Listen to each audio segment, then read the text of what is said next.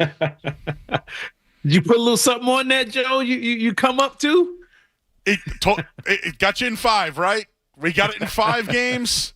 Everything happened. We've been here every step of the way, telling you every step of the way. So I'm going to flex a little bit tonight. I want you to, because Jaylen Brown and Jason Tatum got made. We got made, and we're here all night long. Yeah, man. I mean, it's pretty cool. I mean, it's crazy to see the end of this, to see them finally do it. I mean, nervous moments if they'd win, whatever. But tone was set early defensively. Excuse me. I think Dallas had like 18 or whatever after the first quarter. I said, if they don't reach 100, that's game, like we've been saying all year. And they set the tone defensively, sent the message. Tatum with, 8 assists at halftime or something like that, moving the ball. Great game, but this is who they've been all year. It shouldn't have taken almost 100 games of basketball to say, oh, this team's pretty good. It shouldn't have taken that long for people to come around to this, but I'm glad they won it. I'm glad they won it the way they did. It was their whole season balled up into one game. Dominant team, hold the lead, keep somebody under 100. Brown, Tatum, big nights, role players filled in when they needed to. Great game by everybody, and great season for this team. Look, it's one of the all-time great teams. You can say what you want. It might not have looked the way you wanted it to look. They checked every box of being one of the great teams of all time, and good for them for doing that tonight. You know, you mentioned it. Everybody contributed, right? Jaylen Brown and Jason Tatum did their thing. Drew Holiday, first half, played really well. Derrick White fell on his face and then stayed in the game and hit a corner 3 and then had steals all night long. Al Horford contributed. Kristaps Porzingis played and was impactful. Sam Hauser, who you said might have gotten a stroke back, right? Yeah. Shot the ball well. Peyton Pritchard did what Peyton Pritchard does. Yep. So tonight, it was an all-around effort led by their stars. Yeah, great game, great effort. I mean, everybody did what they were supposed to do. Porzingis, you could clearly tell he wasn't himself, but he had an impact. Did you hear anything from Derek Lively tonight? You didn't see anything from Gafford after the first quarter, I think. He had a couple alley-oop dunks or one alley-oop dunk early, and then you never seen or heard from him again, never saw anything from Lively. So just Porzingis, just him being on the court made a huge difference for this team tonight. And I thought Al Horford was excellent. I thought the way he defended, the way he rebounded around the rim, missed a couple chippies around the basket, but they all kind of did in the third quarter. I think they were gassed.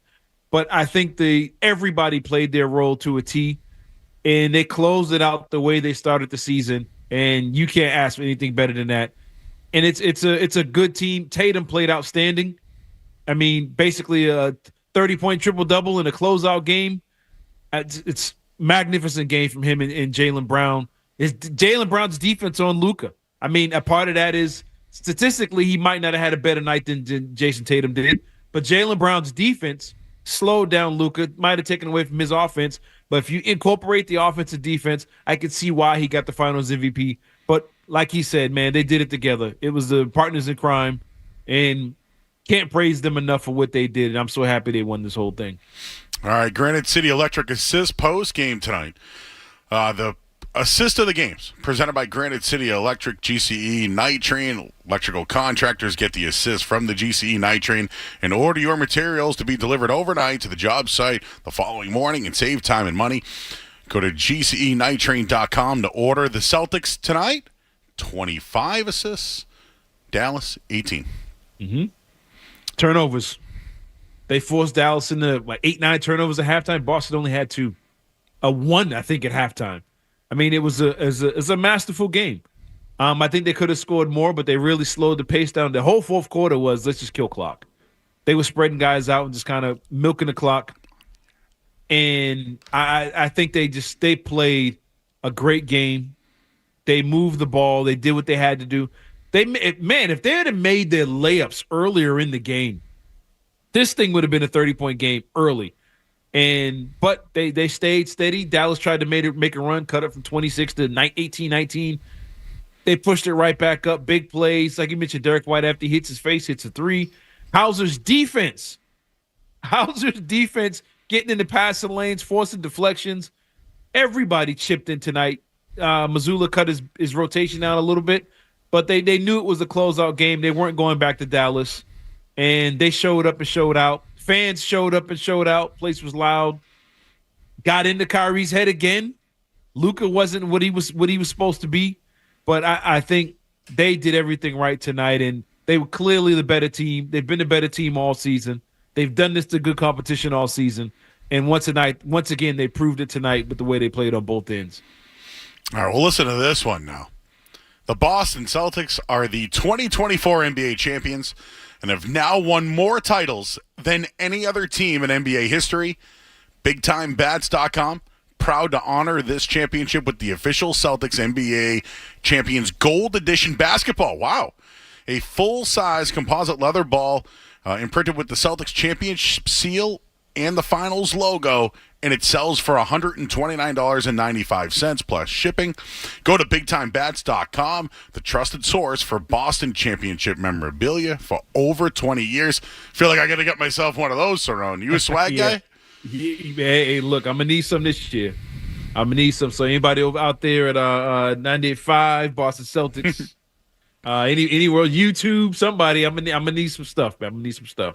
I'm gonna represent. All right, I wanted to finish this real quick before we go to break. I was in the building tonight. It was great. Thank you, everybody, for letting me in. I didn't catch much of the game inside, but I watched a lot of it outside. The place shook at the end of the first quarter when I believe there were 3 steals in a row after baskets. Mm-hmm. The place was shaking. It went off. It set the tone, and this is what I mean by defense. Remember before the final, the Celtics are boring. There's really no storylines. They tried to create storylines. The defense has been the story. I know they're one of the best three-point shooting teams and offense, etc. But, man, that little sequence there, that set the tone all night long.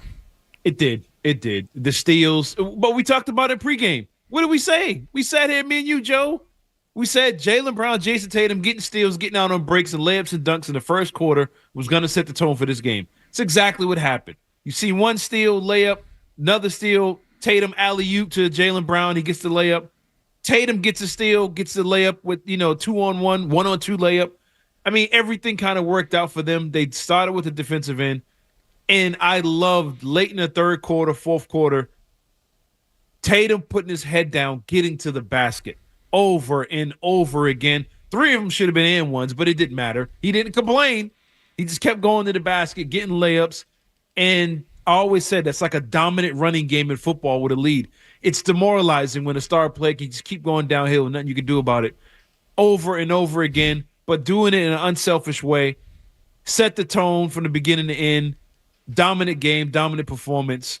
And I don't know what else you can say about this team tonight, but they did everything they were supposed to and shut this team down.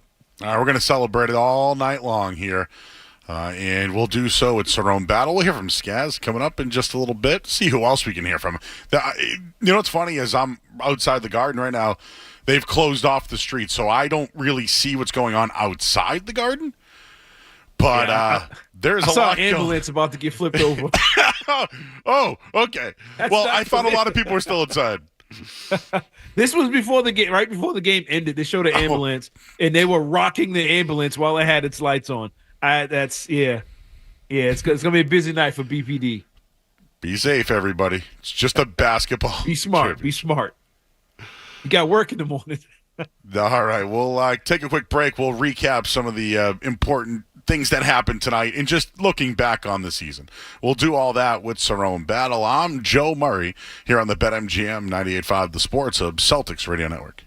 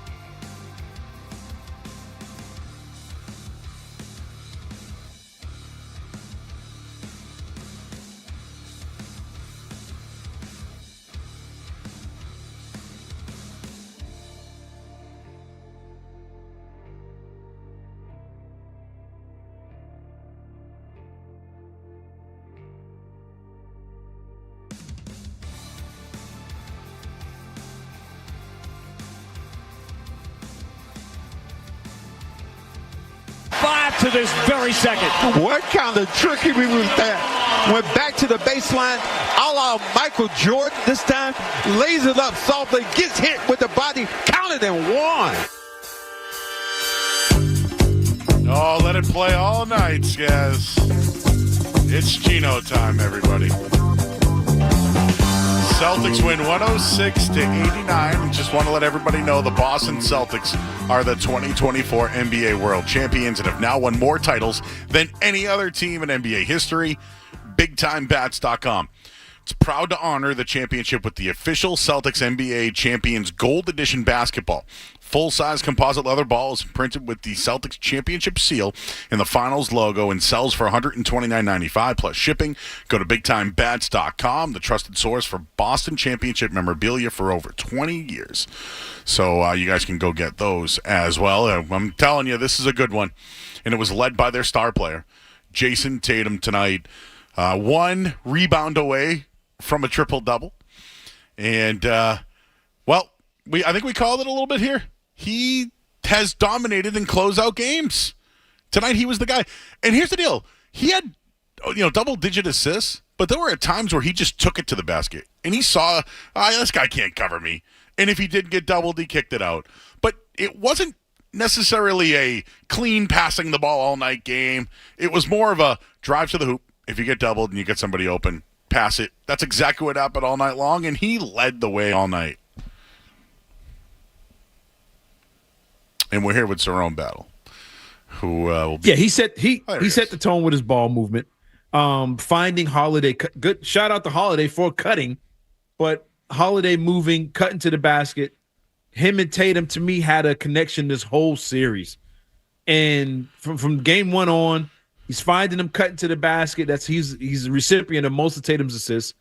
And then you saw on the flip side, the second half, Holiday finding Tatum lingering around the baseline. Tatum gets a dunk, gets another layup late in the game.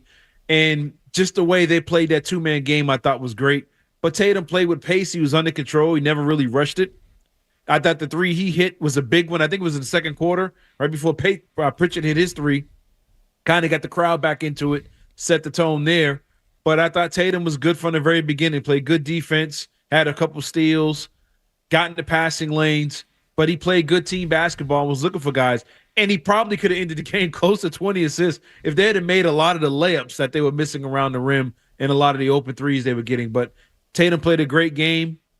30-point triple-double in the closeout. Man, it's tough not to win MVP for that, but I understand that. I get it.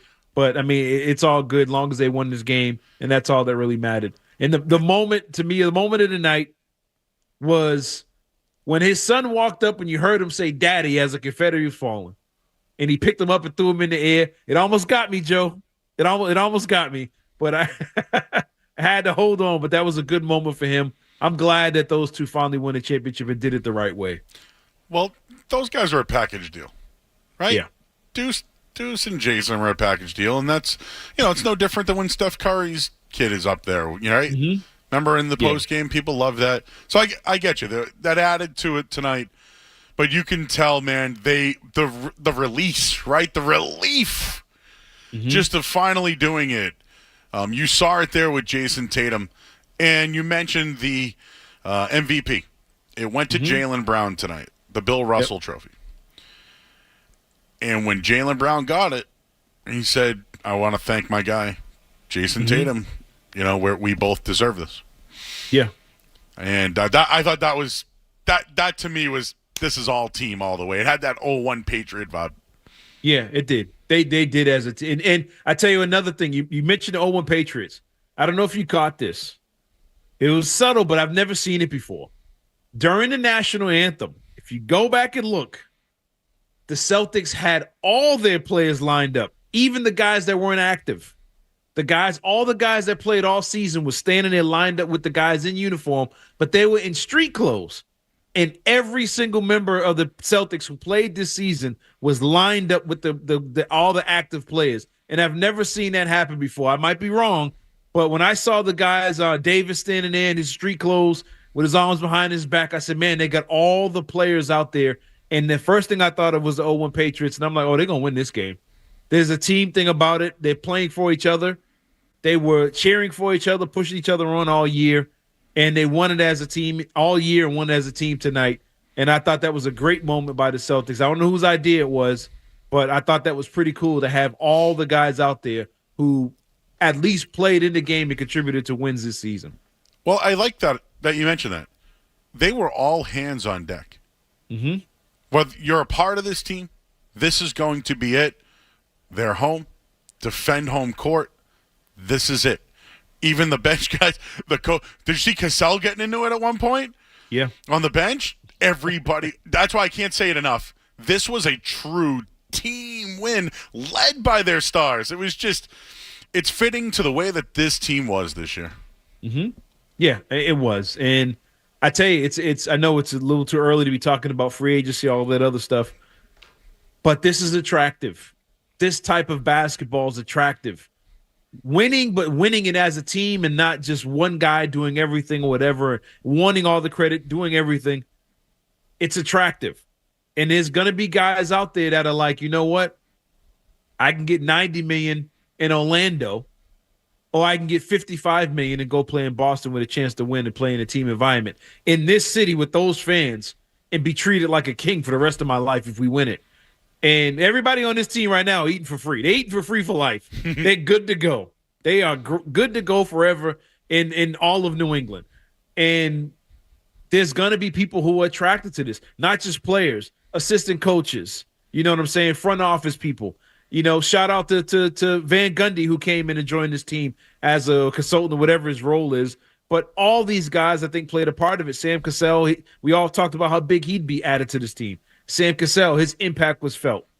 This is going to be an attractive situation, and that's how you win one and how you continue to win more or be in the mix to win more, because now they're going to come. All of a sudden, off your bench, you're going to have good players, veteran players, but it's going to be hard to crack that 5, man. It's a good team, but I think other guys are going to want to be a part of this in some way, shape, or form. The team's going to be on TV a lot, national TV. A lot of advertising money is going to come in. This is a big moment for this team, big moment for Tatum, and huge for Jaylen Brown. They talk about marketing with Stephen A.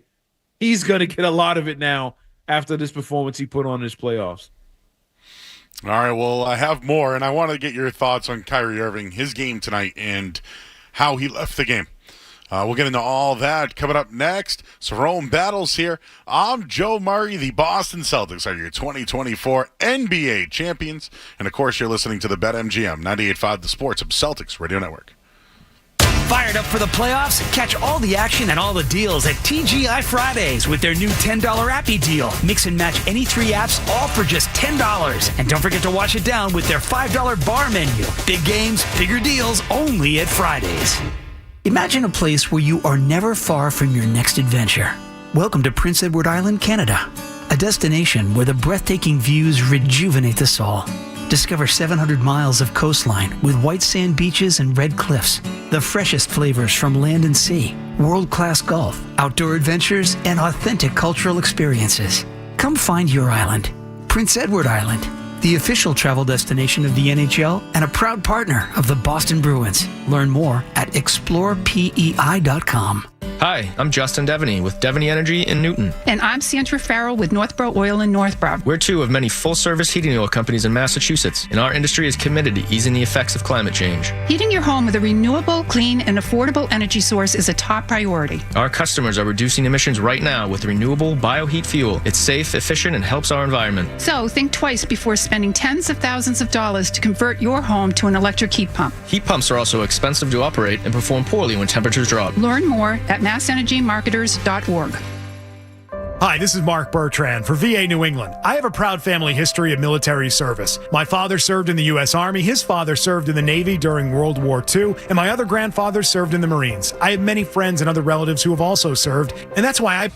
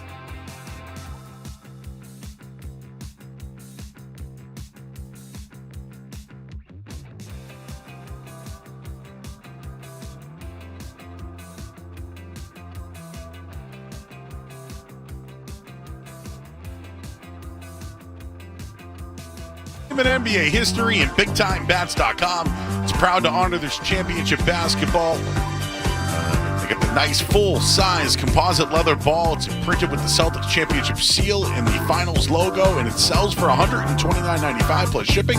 Go to BigTimeBats.com, the trusted source for Boston championship memorabilia for over 20 years. It's Joe Murray and Cerrone Battle. What'd you think of the big man tonight, Kristaps Porzingis? I thought his presence was felt, his size. There was a couple plays where they refused to go. They refused to shoot over him. Kyrie would penetrate, get there. He see Porzingis, he turned around. Kick it to somebody else. That P.J. Washington drive, see Porzingis, kick it out. Luka do the same thing. But a couple times, the Celtics, they played great defense for 23 seconds out of the 24. And then you would see Lively get a dunk. Porzingis was a little late on it, but his impact was felt. I don't think he could have played defense for full 24 seconds on those plays, but his impact was felt. You know, you saw the difference in the paint. Would they have 60-something points in game 4 in the paint, excuse me? I don't think they got anywhere close to that tonight. But Porzingis was huge defensively, just his presence. But just him giving you a few minutes, I think it kind of made everybody say, you know what, if he can play with a little bit of pain, I can play through whatever I'm dealing with. And everybody went out there and did their job. And they were gassed in the third quarter, but everybody did their thing. But I thought his effort, his energy, just trying, and his presence, when he got out there, the crowd got on their feet. Everything about him playing tonight was a bonus for that team, even though it doesn't show in the box score. So I'm glad that he went out there and did his thing and was able to finish the game without getting hurt anymore. What do you think about Kyrie Irving's performance and him walking off the court, hugging everybody on the Celtics? I mean, it's good for him. That's usually what guys do when they lose the championship. You see how everybody embraces and congratulates each other or whatever when they get taken out of the game. When usually after the game, except for famously Isaiah Thomas and the Bad Boys walking off the court. I guess the Celtics did it to them in the late 80s, but good for him. His beef, I guess, isn't with the players. His beef was with the cult-like team and following, as he says. But, hey, good for him. He went out there, did his thing, showed some love. Was terrible on the court tonight on both ends.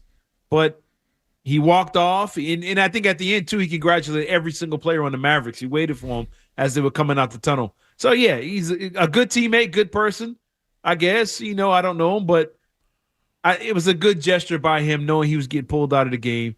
But you didn't see much of that from Luka, but I got to give Kyrie his credit for that. All right, I want to thank everybody. It's been a great year here, Cerrone. And your fun. First championship, right? Yes, it is. My first Sports Hub championship. Skaz, too, huh? This year? Yeah, absolutely. Well, there you go. How you feeling, Skaz? I mean, I'm feeling great. How could you feel any better? This is exactly what we all wanted. This is what, me, you, and Cerrone have been talking about for what feels like months on end at this point. But, yeah, this was the best team in the league. They were always the best team in the league, and it was always Celtics in 5, just like we said. There it is. He's James Scaramazino. Big thanks to him and his efforts this year. Of course, on the play-by-play, Sean Grandy, Cedric Maxwell, and John Wallach. Our studio hosts, Alex Barth, Mark Dondero, Brendan Glasheen, Matt McCarthy, Tim McCone, Sean Silver. Our executive producer this year, the Jeremy Conley, did an absolutely outstanding job. Our producers, Brian Robb, also our technical directors, Matt Stenberg. Credit to you, Matt. Excellent job for everything you did. Ryan Beaton has been a big part of this as well. And our on-site engineers, Dennis Knudsen, who set everything up tonight, Tyler Knudsen as well, Josh Polonsky, and, of course, our great friend, Howie Sylvester. We will stick around and have extended coverage on our flagship station, 98.5 The Sports Hub, until 2 a.m., and we'll take your calls all night long. This is Joe Murray saying thank you to everybody on the BetMGM 98.5 The Sports Hub Celtics Radio Network. This is Boston Celtics basketball. Jaylen Brown, 3 in the air for the game. Got it! He got it! Tatum, right corner against Embiid.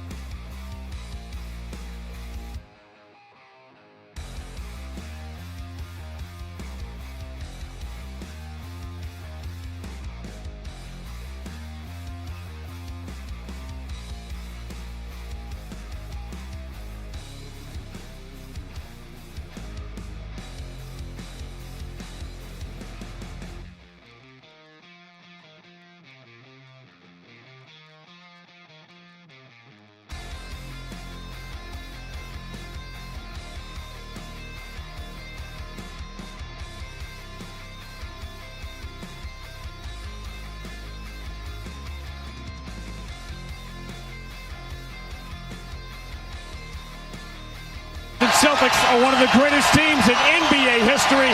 They were told they had to win. There's only one thing you can do when expectations are that high. Meet them.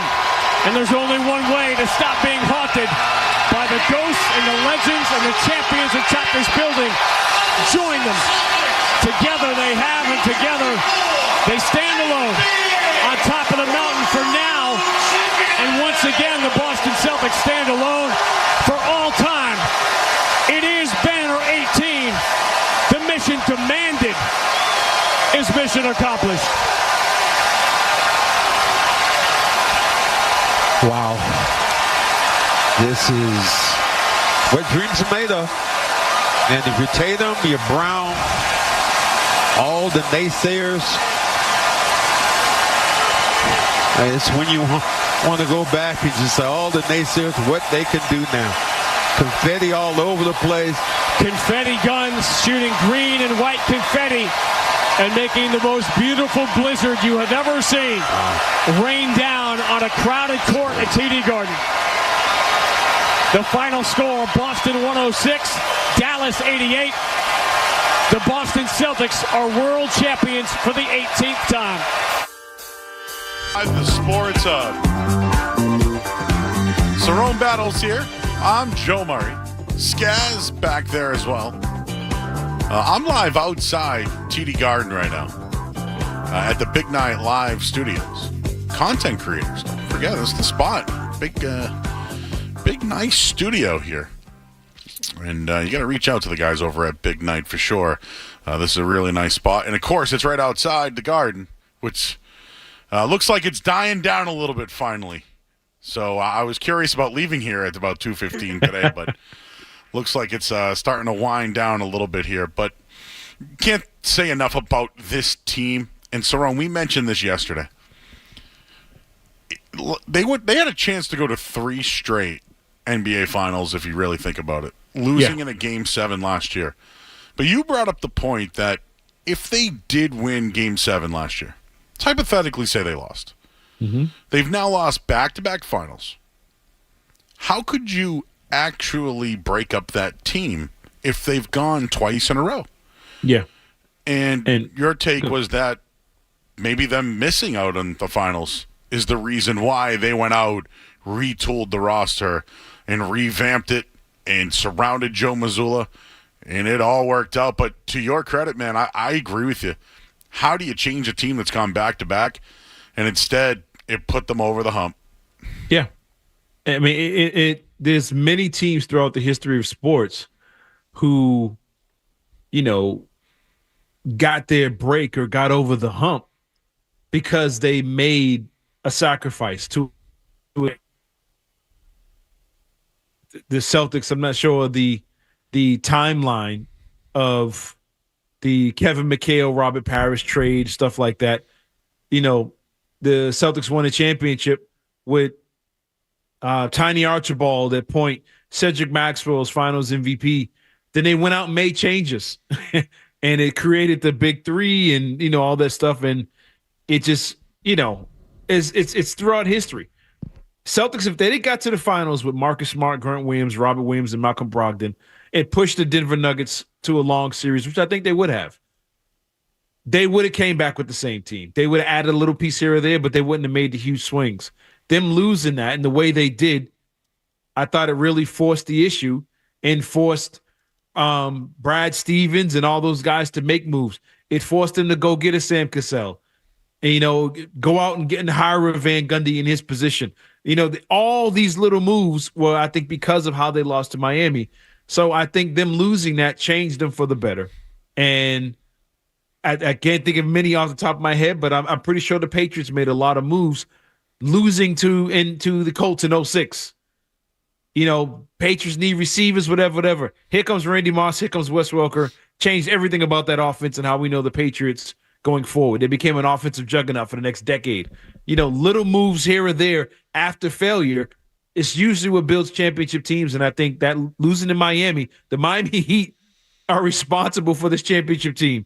Not the Milwaukee Bucks giving them away, giving Drew Holiday away. It was losing to the Miami Heat in the way they did, I think, created this juggernaut and created a team I think that could be winners for a long time. If they had won the championship last year, that would have been one. But I think this team is more built to win over time than if they would have stuck that thing together last year and found a way to beat the Denver Nuggets. I'm going to celebrate this one tonight. Tomorrow we'll do repeat. Well, tomorrow we'll do that. But man, that whole thought of potentially 3 straight NBA Finals, splitting up the team that would have gone there multiple times and doing it. Brad Stevens, and I will give Wick Grossbeck some credit. He got the trophy, and he immediately thanked Joe Missoula. So I didn't hear a lot of Brad Stevens stuff. Again, maybe you heard it on television. No, I didn't. I didn't see much of it from Brad Stevens. Humble? I know he's a humble guy. I know that. But the credit went to Missoula. Obviously, Wick got the trophy first and went right to Missoula. But I didn't hear much about Brad, so unless you guys did, maybe I'll look. But I just thought that a lot of the credit went to Missoula tonight, and it was well-deserved. Yeah, I mean, he look, I've been hard on him. A lot of people have been hard on Joe. Whatever he was putting out there, they believed in. They believed in him and bought in. In today's sports, getting a locker room full of grown men that make $1 billion combined to get them to buy in and listen to you, even if you say, hey, run through that concrete wall, eventually you're going to go through it. Okay, coach, I'll do it. To get guys to do that, a young team, these guys are young, to get them to do it, to get them to play team ball, not be selfish, to, get guys to play hard on both ends, top offensive team, top defensive team, top 2 in both, I believe, to get them to do that, to get veterans to buy in, to get Al Horford to say, I'll come off the bench, to get Drew Holiday say, man, I got a championship. I've been All-NBA, All-Star. Hey, I'll play a lesser role. To get Jason Tatum to be unselfish in a closeout game in the final, to get 9 assists in the first half. Excuse me. To do all these things, I'll sacrifice my points and my shot attempts for the next man. To get players to do that in 2024 is very hard, even on the college level now. So you have to give Missoula credit for that. They stuck to their plan. They stuck to their style all season. Even though I hated it, I didn't like them shooting a ton of threes, but they played their game. It worked out for them. And look, I got to give them credit. This is one thing I'll say about this team. I think they will be trendsetters when it comes to team building and team basketball as we come out of the era of the big threes and the super teams. And I think now you're going to see teams build more of a team style because it's a copycat league. And everybody's going to copy the champion and try and play a team style of basketball. And I hope it does go to that because I think it's a better brand of basketball than the one-man army or the veteran super team with a bunch of stars that we've seen over the last decade. All right, well, let's go to the phone lines. People have been holding. 617-779-0985. Let's release the hounds, guys. Let's start it off with our buddy Benny in Oxford in line 7. What's up, Benny? Hey, let's go, guys. Banner 18, baby. That was so exciting to watch. Let's go. Great game. JT setting the tone with assists. Derrick White, timely shots. I feel like every time at the end of the shot clock, the ball ended up in his hands, you just knew it was going in. Drew Holiday played a hell of a game. JB, one of my best moments of hearing JB when they had the mic on him was him saying, if Luka stays in the game, keep me in, and embracing that defensive role. And then JT, I thought JT might have stole Finals MVP today because I thought it was close going in. And, he scored, 11-13 in the fourth quarter, set the tone to begin the game. But either way, let's go. Let's go. All right, there's Benny. Thanks, Benny, for calling in tonight. He's been with us the whole time, too, Cerrone. Been calling in every night. How about Brandon in Boston, line 4? Did Kato get any action tonight? Hey, what's going on, guys? Thanks for taking my phone call, and shout out to the Celtics for winning the championship. I already knew they would win this championship. Once they got Porzingis, Sam Cassell, and all those guys in the locker room, I knew that this team was built to win. Even acquiring Drew Holiday, but I'm not trying to take away from Jaylen Brown on this, but I think JT got played out of his MVP role because if you look at the finals, man, JT. 3 out of 5 led in scoring. In rebounds, he led 2 out of 3. 2 out of 5. And in assists, he led 3 out of 5. So with that being said, MVP should have went to Tatum. I played his butt off. Everybody played their butt off. But if you look at those stats and what he's done in the finals, in this series, it should go to him. Oh, we lost Brendan. Oh, he's fading out. Did you have a problem with? I had no problem with Jaylen Brown winning at all. Although I thought Tatum pushed it to the end. Yeah, I think I thought he flat out stole it. Oh, he started the beginning of the game. I mean, dude, a 30-point triple-double in a closeout game. And look, I mean, well, he missed it by a rebound, whatever it was. But he set the tone early. And then he finished it late with the 11, 13 points, whatever it was, late in the game to close the fourth quarter out. 31 points, 11 assists, 8-9 rebounds, had a few steals. I thought he did everything right. I mean, he had a couple 30 burgers in this series, even though he didn't shoot well. And I think after this is said and done, I think he's going to end the series as the leading scorer for the team, leading scorer, rebounder, and assist man in the whole for the team. So, I mean, yeah, he did everything right. And this is after being triple teamed for majority of the series every time he got inside the 3-point line. But I thought tonight he played the type of game that was the way he closed it out and killed their run. Remember, they cut this thing to 16, which people say, oh, it's not really close. In the NBA, it's very close. They cut it to 16. Tatum, layup, and one. Tatum, layup. Tatum, layup. You know what I'm saying? Tatum, step back, fade away with the shooter's touch. Tatum, assist. I mean, he did everything right. But I give Brown his credit for the defensive end on Luka. I think that was just enough to hold it off for him to win it. I'm not mad.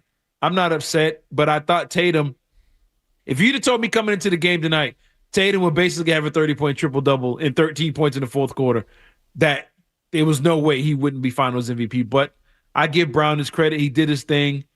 And it just seemed like there was a push to get him his love after they robbed him of making All-NBA. But he got his reward in the end and got the last laugh. All right, we'll continue to take calls all night long here. We're going extended till 2 o'clock. And then I believe Matt McCarthy, Marathon Matt, is going to go all night long. How about that? Wow. Celebrating an NBA championship. We've all been going. We're getting paid. We are paying this off. The Celtics have graduated. They've become made. We've become made. And we're going all night on 98.5. The Sports Hub. Skaz is here. Cerrone Battle. I'm Joe Murray here on the Sports Hub.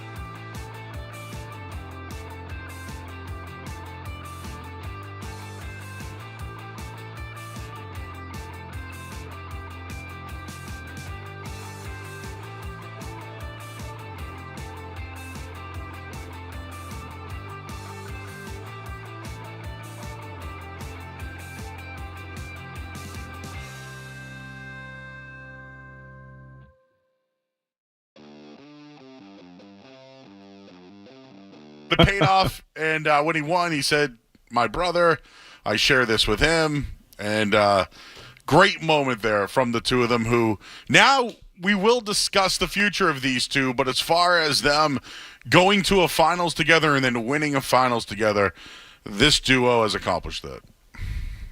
Yeah, I mean they've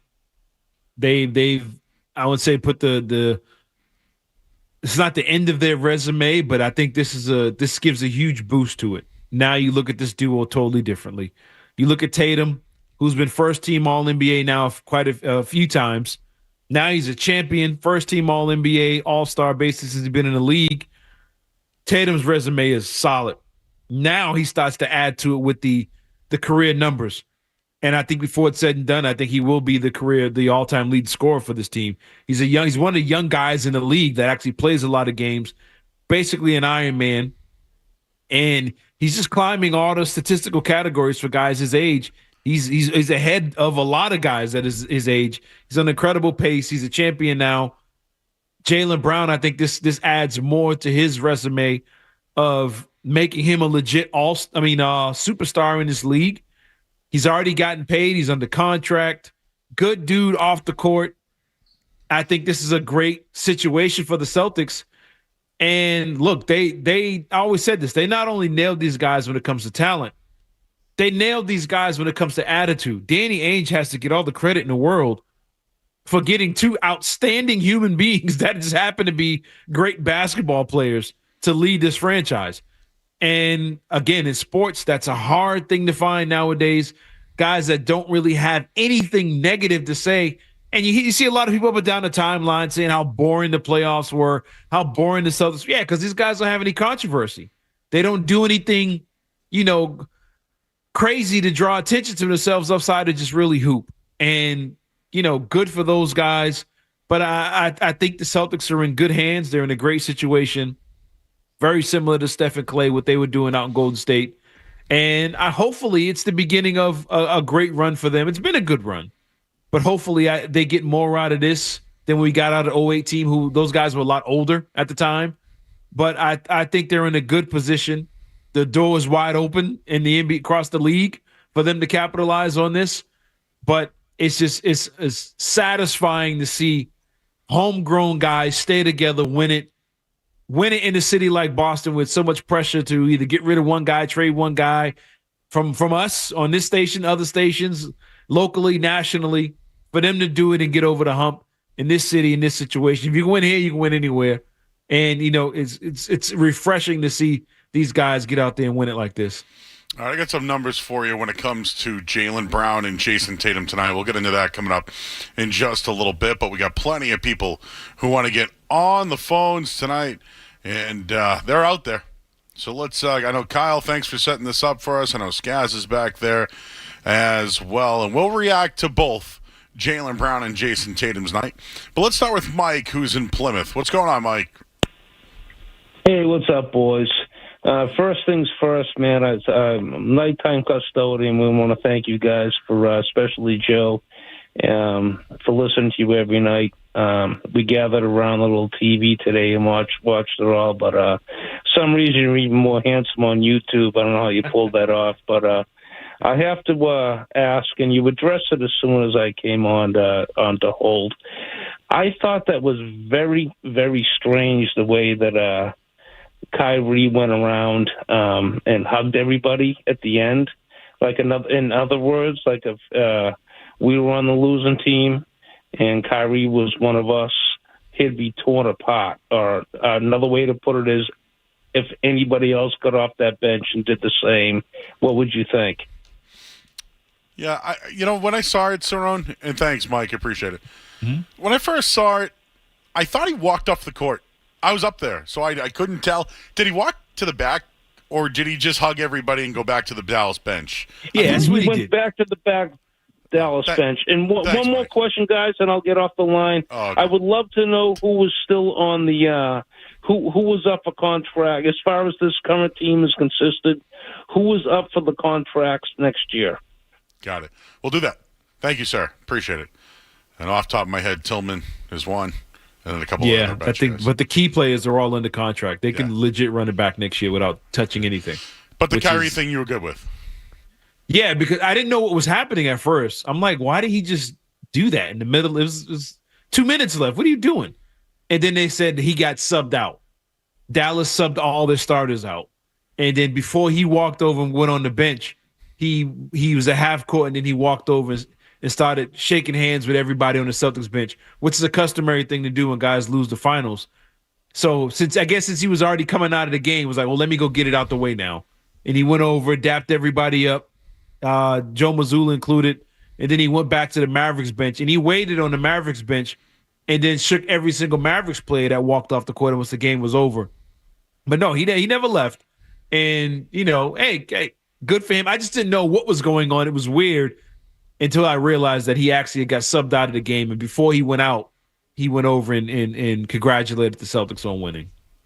All right, let's talk to James in Malden. Hey, James. Hey, James. Oh, he's gone. He wanted to say Tatum should have got MVP, which maybe, but I think overall it was Jaylen Brown. Mm-hmm. So we'll go to Charles in Hyde Park. Hey, Charles.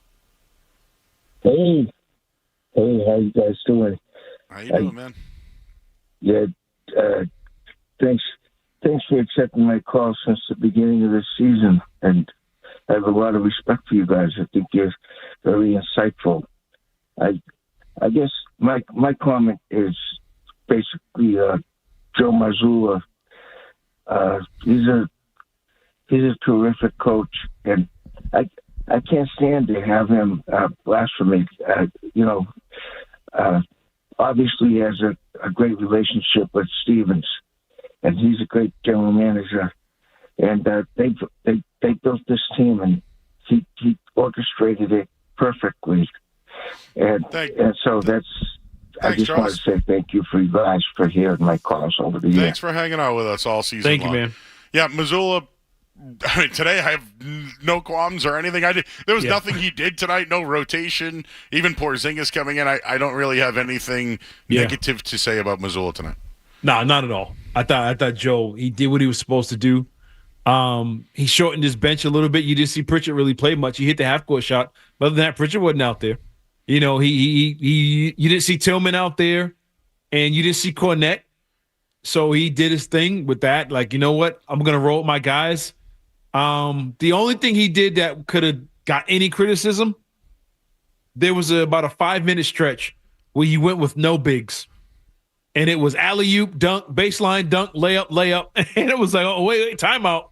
Get one of the bigs back out there. And that was a little tough stretch for them. But other than that, he recognized it. He adjusted. But, hey, man, they bought in. His thing worked. His system worked. They were the best team. They came out with energy. We didn't know if this team could ever play defense like they did with Udoka was here. But, man, they kept the Mavericks in 4 games under 100 points. In 2024, in this current NBA, they kept Luka Doncic and Kyrie Irving under 100 points in 4 out of 5 games. That's crazy. We all thought we were beyond the era of teams scoring less than 100 in playoff games, and yet they did it over and over again. The Pacers were getting points. They played with pace. But this Mavericks team with those elite scorers and elite offensive players struggled to hit 100 points, except for the one game where their bench and role players gave them 70. But other than that, you got to give them credit for their defense, their effort, and they bought in. And I really can't say anything negative about the man's a champion now. I can't say nothing. What can I say about the dude? He went out and won a championship in probably the easiest way possible. They just went out and dominated from October to June. And I mean, you got to give him credit for that. And you got to sit back and say, wait a minute, who won Coach of the Year? Who got that? Like, Jaylen Brown didn't make All NBA. Joe Missoula wasn't Coach of the Year. It's really weird, but you got to give him his credit for what he did. I have nothing negative to say about the man until one day they get eliminated again. But he's cool with me in my book now. All right, we'll have more on the Celtics' victory tonight. NBA champions. And I do want to get into something Al Horford said tonight that I'm happy for Al. I think a lot of people are happy for Al Horford getting his first championship, but I want to read you a quote that he said after the game tonight. So we'll continue your calls. Cerrone Battles here. I'm Joe Murray. We got Skaz. We got Kyle. We have George. We're here all night long until 2 o'clock, and then we'll have extended coverage all night long right here on 98.5 The Sports Hub.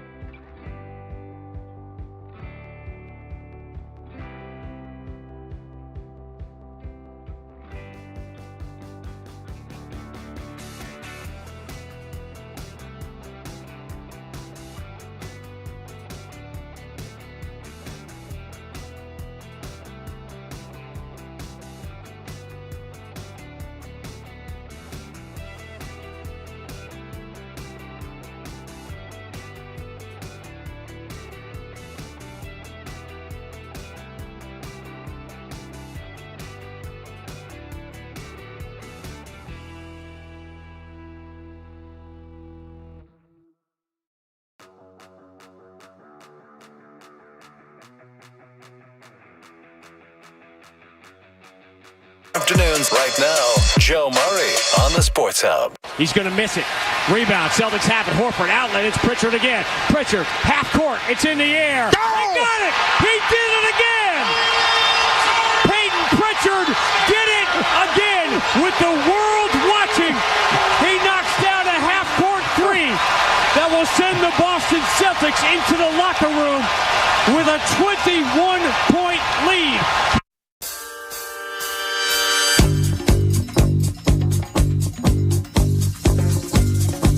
All right, back here 98.5 The Sports Hub. It's Joe Murray and Cerrone Battle.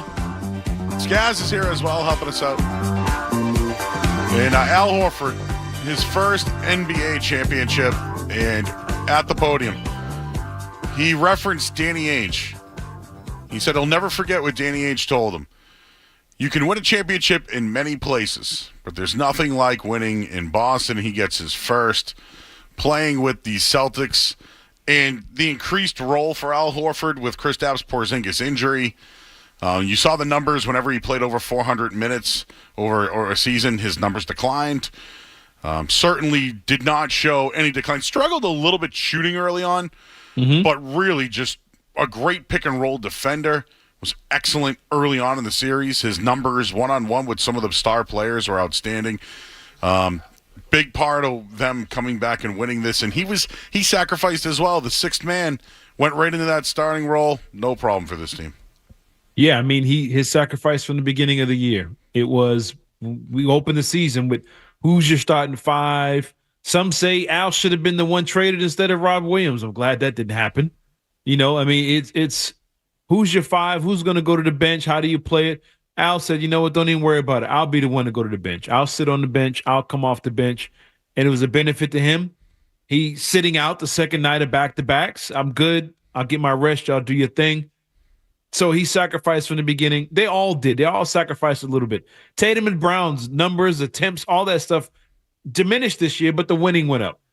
You know, I mean, they were a dominant team from the beginning because of the sacrifice in the team ball. And look, that only grows. When you win now, it's everyone's paid. Now you got a championship.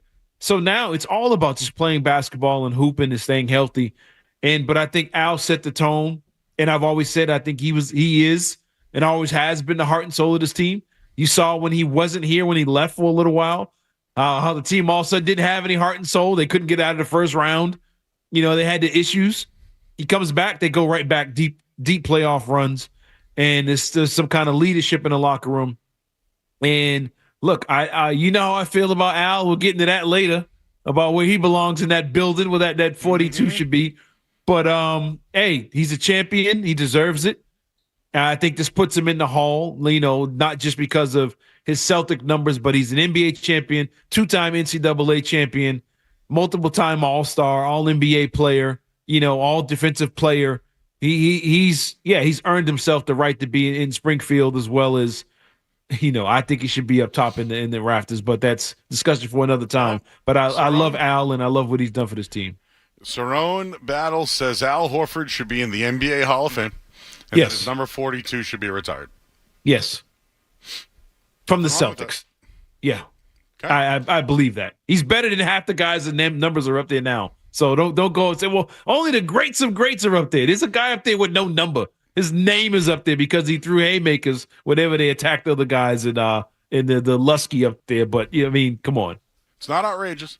He'll go to the Basketball Hall of Fame, no doubt. He won 2 championships at Florida. Yeah.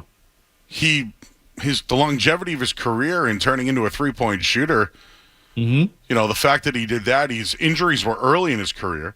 He literally sat a season with the Thunder. Yeah, right. At times they say he away was old. A season. Yeah. They said he was washed. Now, how long ago was that? Just a couple of years ago. That was the first move, by the way, that Brad Stevens made. Was moving on from Kemba Walker and going back and getting Al Horford. Nick's in Woburn. He wants to talk about Horford. What's up, Nick? Oh, he's not there. Why don't we let's go to Stretch on line 3. Hey, Stretch. Hello. Hey, Stretch, you're on the air. Hey, what's going on, Joe? How you doing tonight, man? How you doing, my man? Yo, on some real, listen to you and Mr. Battle. He's right in some ways.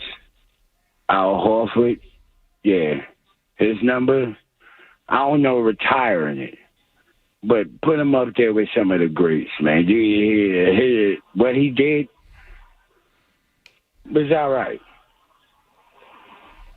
All right. And I'm happy that he got it. I'm happy for all the green teamers, for real, tonight. And for the city of Boston. I live here, so I got to celebrate. Hey, they did it. There was 2 MVPs. Mm-hmm. Jaylen Brown was one. We can debate on the second one. For real.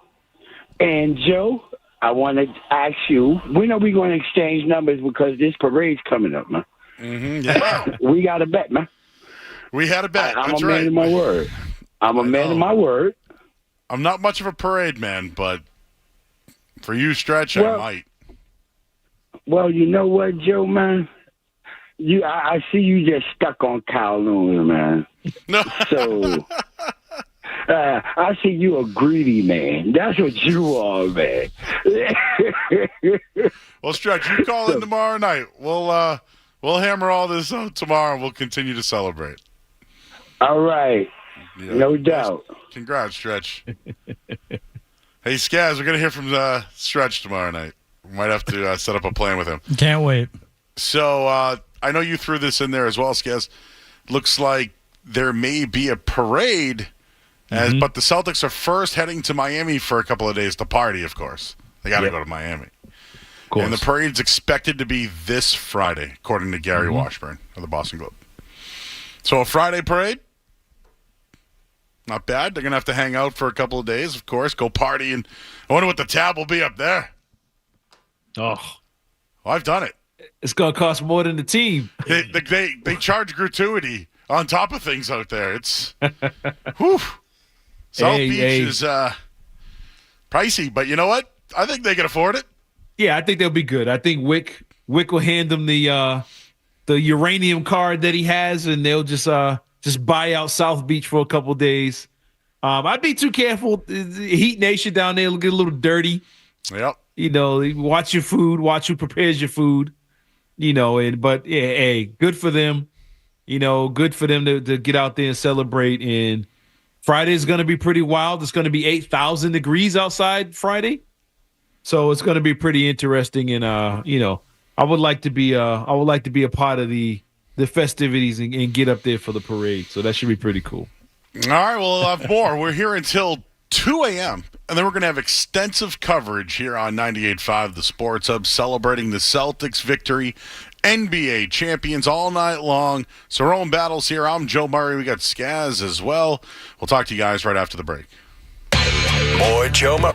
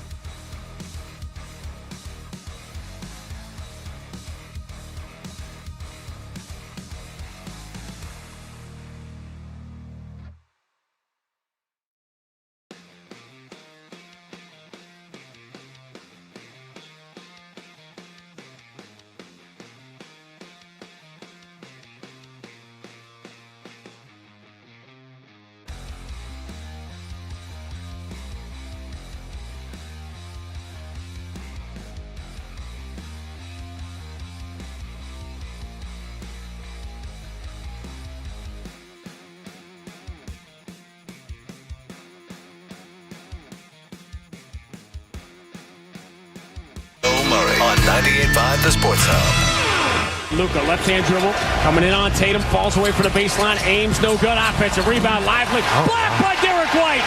A monster block takes 2 points off the board. Oh, goodness, Derrick White. No guard has ever had a shot-blocking playoff like Derrick White has had. It's Gino all night long here on 98.5 The Sport. Derrick White, huh, Cerrone? You see him fall face first, bleeding. Didn't want to come out of the game.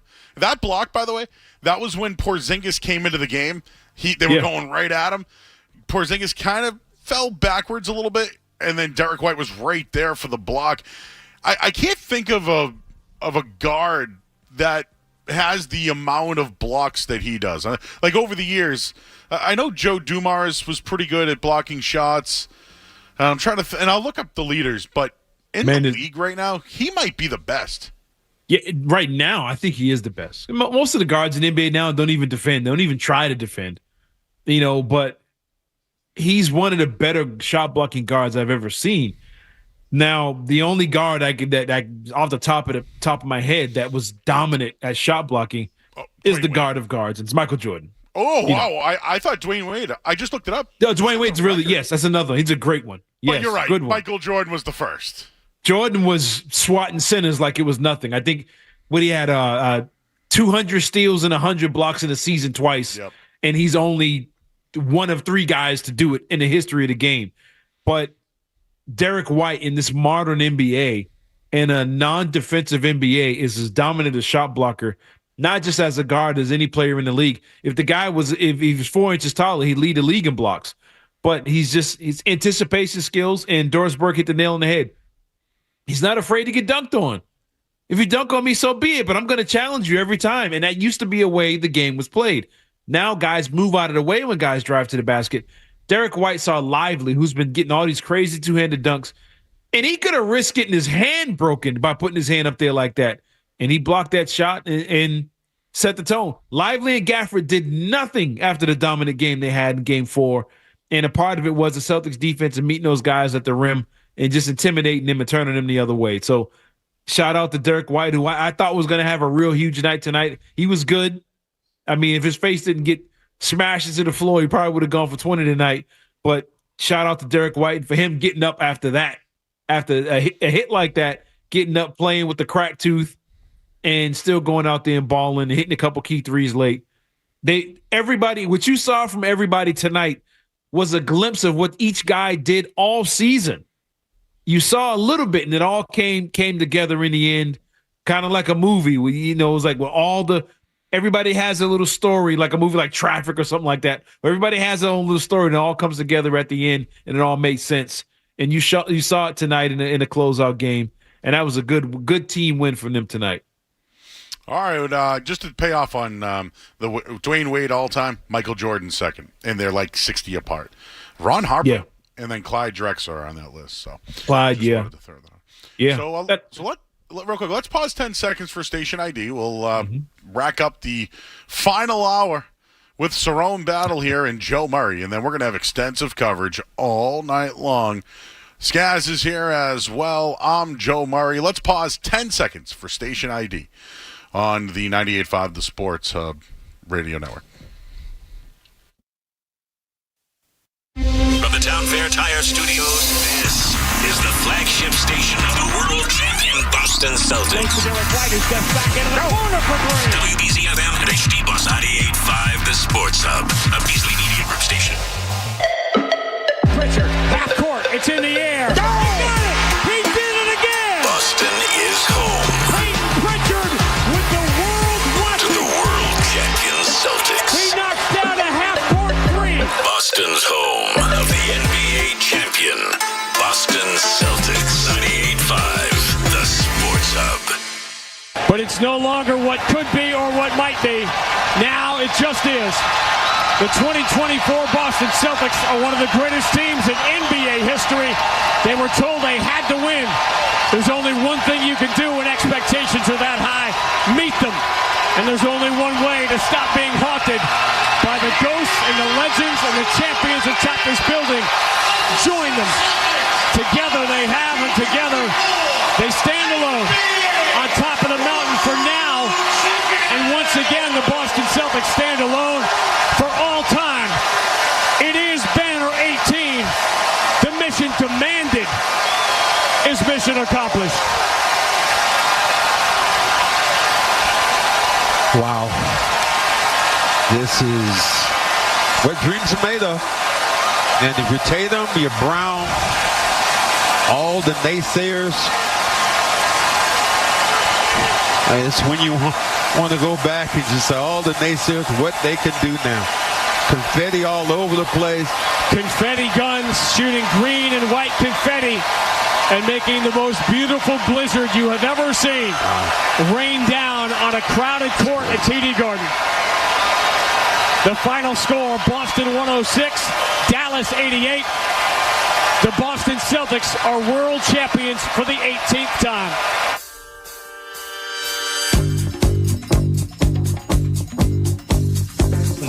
All right, back here at 98.5, the Sports Up.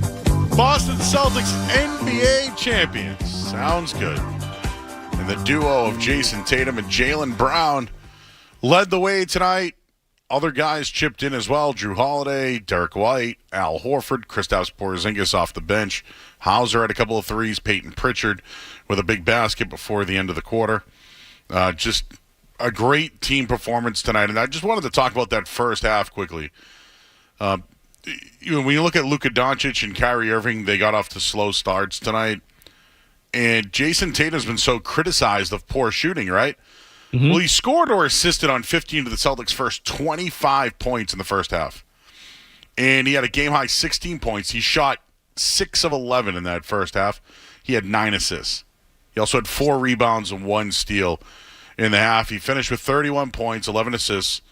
It said 8 rebounds. I thought he had 9. He had 2 steals as well. And he passed his idol, Kobe Bryant, for the most playoff points in NBA history before turning 27. Great night for Jason Tatum. Yeah, dominant night for him, and he's a champion now. You got to look at him different. Celtics got them one. You know, you got one of the best players in the league. You have, I don't care what anybody says, it's a top 5 player in this league. And the only reason he didn't have the numbers like some of the other guys because he's sharing it with a good team. If he was playing iso ball and took more shots than like some of these other guys did, he had the 30 points a game last year. He can get that anytime he wants. Anytime he wants. Great free throw shooter, durable guy, big guy, gets to the basket, has a full bag. He can get that anytime he wants, but he's sacrificing for the team. Today, he sacrificed early, got the team going, closed them out late. That's what great players do, and was dominant on both ends. But Joe, I found something here. It goes to something you've been saying all along. Celtics keeping teams under 100 points. People are going to look at the Mavericks and say, well, they don't have a lot of depth. They're whatever. They're 6th or 7th in the league of scoring. Joe, out of 82 games this year, they've scored less than 106 times. They were held under 104 times in the past 2 weeks by the Celtics. So the Mavericks, just repeat that one more time. The Mavericks over 82 games scored less than 100 only 6 times. So 6 times during the season they were held since under 100 October points. Till April. They were held under 100 points only 6 times. And the how Celtics many this kept playoff? the playoffs only 3 times coming into the finals. Huh. They get to the finals. The Celtics kept them under 100 4 times in the past 2 weeks. This is stuff like that. When people say this isn't one of the great teams of all time, when you do something to a team that's extraordinary like that, when you have that type of performance defensively, and you get 2 guys out there that can get 30 at any given night, that you're fighting over who should be finals MVP, showing your depth. When you're led by Holiday one day, you're led by Derrick White another day. One guy gives you 30, another guy gives you 30. I'm going to give you a 30-point triple-double. And then the other guy wins finals MVP. That's a dominant team. That's a team with depth. And when you're that dominant defensively, all-time greats, great teams, they're not going to have the stats defensively because we're living in a different era. You're not going to see the numbers line up to what you saw in the early 2000s, like the 08 team. The 08 team was keeping teams to 70, 80 points at times. But relative to the league, that was what a lot of the great teams were doing. In today's NBA, you had everybody scored 110 points a night. So to keep a team today under 100 is a major achievement. to keep a team led by an MVP candidate and one of the greatest offensive backcourt we've ever seen in NBA history, to keep them under 100 4 times in 5 games in an NBA Finals is a major achievement in today's. It's almost like keeping NFL teams, you know what I'm saying, under 14 points. That's the keeping Major League Baseball teams during the steroid era to what Pedro was doing, shutting guys out, keeping them to less than 2 runs or something like that. This is a major defensive accomplishment for this team, and I think it's kind of getting overlooked. And people saying how the playoffs, this final was boring or whatever. Look, this was a dominant defensive effort by the Celtics. And the only reason you might have found it boring is not because of the Celtics. It's because the Dallas Mavericks didn't live up to all the hype that everybody put on them going into the series about how great they were, how great Kyrie, how great Luka was going to be. Since they didn't live up to that, everybody's saying it was boring. That happened because the Celtics made them look boring, and you have to give them credit for that and the effort they put out there during this whole series and this whole playoff run. So are you saying that the path wasn't easy? They made it look easy. When you're dominant, it looks easy. When the 2007 Patriots, it wasn't an easy path. They made it look easy.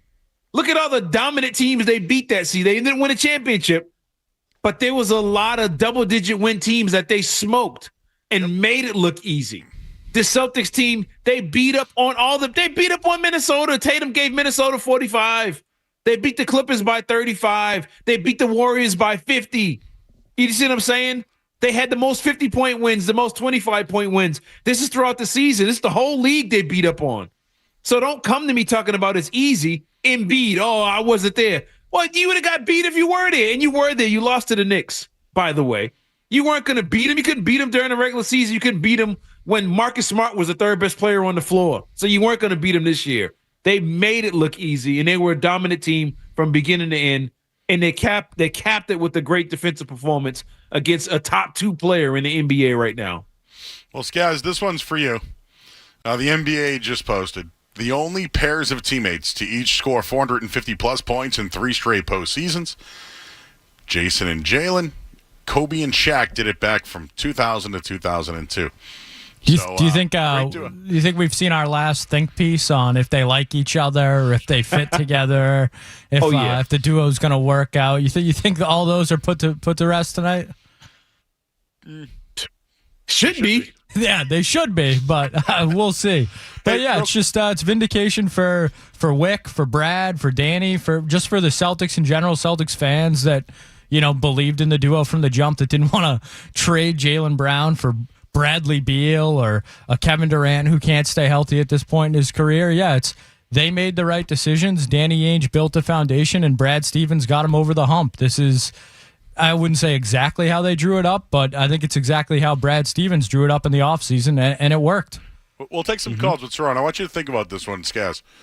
Can you think of an organization that traded away its great Hall of Fame talents that helped them win championships to then get players to go on to win a championship? And I've been doing the exercise all night long. I got nothing. And I think go ahead. I can think of a couple in the NBA early on. If I thought about it long enough, maybe. Okay. You mentioned Shaq and Kobe in their dynasty. They got rid of all-star Nick Van Exel, all-star Eddie Jones. Yep. To make room for Kobe Bryant. You're right. To answer the question, you're right. It's just these are Hall of Famers, franchise-altering players going to Brooklyn for picks. And it worked. Yeah, it worked. Adrian Dantley with Detroit back in the 80s. AD was getting 30 a night in Detroit. That's right. Yep. They traded him away, and they went on one back-to-back championships. There was one more. I don't think he's in the Hall of Fame, but the Chicago Bulls, for one, fired Doug Collins after 55-plus win season, and then traded Charles Oakley away to make room for Scottie Pippen and Horace Grant. Horace Grant, yeah. They got criticized for that, but it worked out. And the Bulls ended up winning championships. But I'm pretty sure there's more out there. But usually, man, when you trade away your Hall of Fame talent, it normally doesn't work out. But the Celtics, I think, in my opinion, this is one of the great rebuilds in sports history. To go from a championship in 2008 And basically, they never tanked. If you look at it, they let everybody else tank while they continue to be in the mix. Isaiah Thomas's Celtics were in the mix. Kemba Walker's team, when he was there, they were kind of in the mix. He just couldn't stay healthy. Kyrie Irving, with the years he was here, they was in the conference finals. They never really tanked, but rebuilt on the fly and got themselves a championship and could set themselves up for a long run. But this is one of the great rebuilds. But, yeah, that's a good question, Joe. I got to think about that one. Yeah. I know it's been 16 years, but they gave up players that probably had him in the playoff, potentially Eastern Conference Finals conversation, traded it for a haul, and it worked out. So we'll continue that conversation. And let's take a couple of calls here. We got Cody in Nashua. Hey, Cody. Hey, just the fact that we won it this year, and it seemed almost seamless. Like, I don't know if it was the same for you two, but for me, I kind of saw this as a foregone conclusion. I think they're going to win 2 or 3 more, and they might even be successive. So, real quick, I'm looking at the odds for next year already. Celtics plus 280 to repeat. The next closest, Denver plus 700. The Thunder, who I'm very interested in. I think they can pull off some big moves with the young talent they have, or they just continue to grow. Timberwolves 850, Bucks are still 850, the Mavs back at 900, and then there's some, the Warriors are hanging around 1800. I don't know if there's another one. Pacers are plus 4,000, but Celtics are plus 280 to win it all next year. That's not. If you were looking at odds, I'd wait to get a better number, but plus 280 means they're significant favorites. Yeah, I mean, because Vegas is looking around the rest of the league like, well, who's even out there? Who's left? Embiid saying, "Oh, everybody was hurt." Okay, you put Giannis and Embiid back on the court today, and Julius Randle. Okay, do you see them really being a team to knock the Celtics out in a 7-game series? No, you don't. You look out in the Western Conference. KD old, Kawhi Leonard old, LeBron James old, Steph Curry old. It's Denver. They look at them as it's not a free agent destination. So how much is that team going to improve to where they were? This was a team that was struggling to score 80 points when they got late in the playoffs because they didn't have depth. A lot of these teams are losing free agents. You see, Paul George might be leaving the Clippers. So that team's going to drop significantly once he's out. And then you got behind him James Harden and Westbrook. Indiana could be there, but they're in a kind of market they can't attract free agents. OKC. No one's going to Oklahoma, so they're going to have to do it through the draft of the young guys, like you said. It's going to have to get better. Minnesota. No free agents are going to Minnesota and sit in the ice for most of the season, so they're going to have to build it through the draft. The only way those odds will change is during the summer if a LeBron James says, I'm signing with the Sixers, or a major team is put together the way the Celtics were during the offseason. The Bucks add somebody else, but Dame now, what is he, 30? He'll be 35 when the season starts. It's going to take a super team being put together for Vegas to budge and people to really believe there's someone else out there. If not, man, these guys are set up for a good run, not just because of themselves, because of the rest of the league is just in shambles because of poor front offices and poor team building, and the Celtics are going to take full advantage of that. Yeah, where does Jimmy Butler end up? That's another one, too. The Lakers, they still circle. I bet you they're motivated today. After this, they are motivated. They've now are no longer tied for the most NBA championships. They're one behind the Boston Celtics. We'll continue the conversation here. Cerrone Battle. I'm Joe Murray. You're listening to 98.5 The Sports Hub. Don't go anywhere. There's more Joe Murray. On the way on 98.5.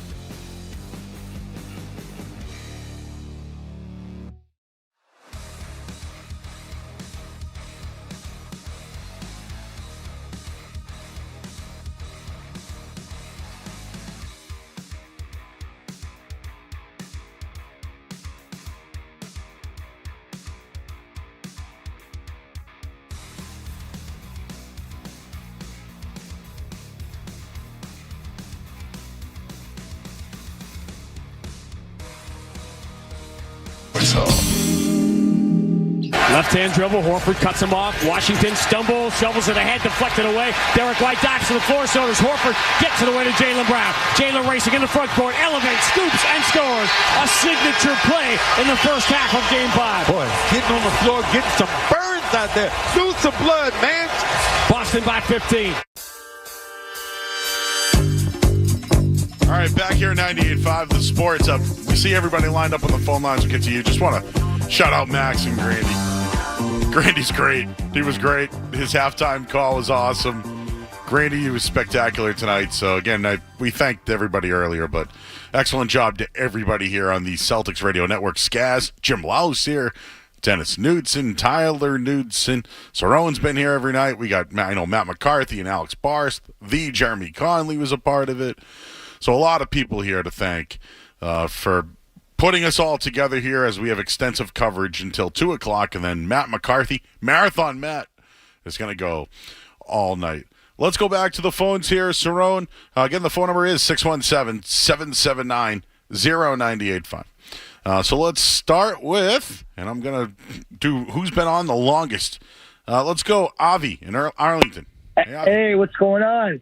I'd like to congratulate Joe Missoula for an awesome win. He's my favorite coach, and I hope they do it again next year. And I like Jason Tatum. He's my favorite player. Jason Tatum and Jaylen Brown. You hear me? Hello? We got you, bro. Yeah, we here. Yeah, and I love Cedric Maxwell. He's my favorite player of the 70s. Who don't you like? I love Cedric Maxwell. You know why they won? Because they played better defense. That's right. Dallas wasn't going to beat them in the first place. They had one game, but the Celtics prevailed. And I hope that we do it again next year. I hope. And give a shout-out to Jason Tatum and Jaylen Brown, my favorite two players. Shout-out to the best duo in the NBA. Yeah, Thanks, I love them. Thanks, Gavi. Thanks, guys. Who else? So we got Colin here in Westfield. Hey, Colin. Good evening, gentlemen. I have to say, Joe and Cerrone, who sounds like Stephen A., just dropped down a really smart and factual statement about suits in the bad front office building versus boots, which we have, people on the ground. And the Tatum commercial of how he didn't do this, he didn't do that. Good. Don't let them talk, because people are going to hate and be jealous when you're that good. And it's amazing what they've done in 7 years. Their seventh year together. It's odd, 107 playoff games, and they finally win. And it's hard to imagine. I'm so spoiled from the 80s with Bird, McHale, and Paris and Ainge. It's been 15 years. I didn't realize that. I had 3 in the 80s. I only knew the Celtics and the Lakers existed. And to see what they've done at a young age, people forget, it takes time to build. And that's what they were doing. It's not that they were failing. They just hadn't finished their growth and their process. And to see what they do now, and then this is the funniest part. People who say Jason Tatum sacrificed, he's got King Kong, Godzilla, Jaws, and then a variety of awesome additions in Porzingis and Derrick White and Holiday. I've never really seen a team with this scope and depth of talent at a young age with the right mindset where they love each other. This is a huge moment. If we sit back and enjoy this and just look at each year and take it time by time, we're going to have a lot of fun time with this group. Absolutely. I completely agree with that. The repeat stuff, we'll talk about it tomorrow. Plenty time. I know that some people already asked about next year. But thinking about tonight, though, the duo of Tatum and Brown will be here. Jason Tatum will get his Supermax extension, and you'll have two of the best players in the NBA under contract for a while here, with some of their role pieces still a part of it. Young teams, Cerrone, the Warriors were young. The Spurs had David Robinson, but they were young. I mean, they had like Vinny Del Negro early on and Sean Elliott, guys like that. Yeah. But when the Kawhi Leonard team came in, they started to get a little bit younger, even though they had three Hall of Famers on their team. Yeah. Yeah, they wanted the Spurs. People forget the Spurs. The Spurs were a dominant team in the 90s. They were a dominant team. They had the best record in the NBA, I think, and then David Robinson blew his knee out to start the next season, and they tanked that year, and that's how they got Tim Duncan, who was supposed to be a Celtic. Not going to go into that. But they were a good team that added Tim Duncan, and then they took off. Once they got the first one out the way, they found the Manu Ginobilis, they found the Tony Parkers late in the draft, and they took over for the other guys. But they always had a good veteran bench. Steve Kerr, Robert Horry. They had Nick Van Exel late, Glenn Robinson. They had a lot of vets on their bench. The Warriors, I think, did the same thing. They didn't win it till they were in their late 20s, but having the most Spades, Andre Iguodala's, and Livingston again at point guard, they had older guys on their bench, and that kind of carried them through it. The Celtics, they got the Al Horfords and Holidays. Those are only two older guys on the team. Everybody else is very young. But growing together, becoming veterans together is usually how dynasties are made in the NBA. It's when it's your time, when you go into your time, there's no one else in the NBA that has that mix of that chemistry that can match you. And they're going into that. And there's not much a lot of people can really do about it outside of hope one of them gets hurt or something like that.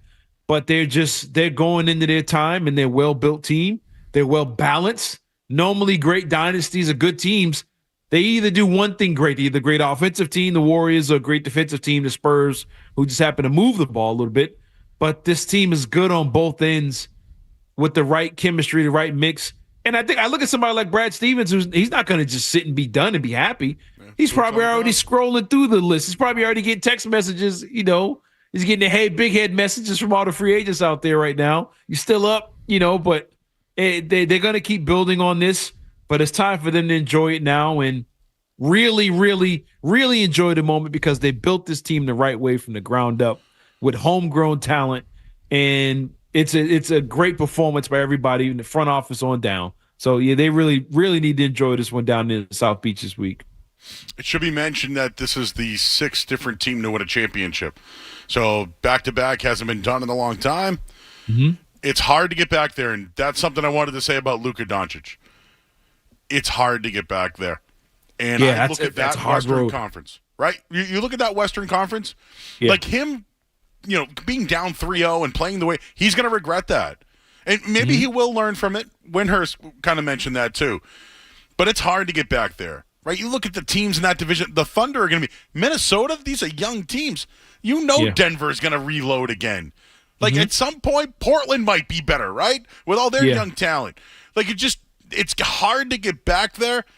And they get some young players, but they need to get better. They can't rely on two stars. Yeah, they can get there.